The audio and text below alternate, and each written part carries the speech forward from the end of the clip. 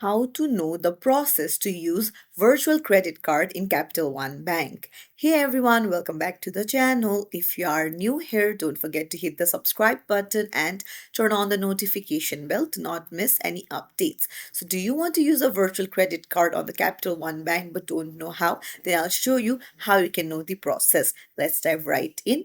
Open up your browser and then head over to capitalone.com.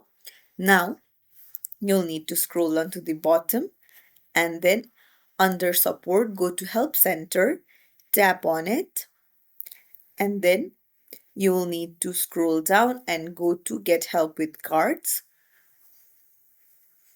And once you're there, scroll down even further until you find using virtual credit cards. Tap on it. Here they will show you how you can understand to use the virtual credit cards. You can see what is a virtual credit card, the benefits of using it, how to use it. You can see that you can use it through Google Play. You can use it from Eno or find the Eno browser extension and install it. You can see the types of virtual credit card and how to manage it. You can see various information and there are various FAQs that you can tap on and view the answers to.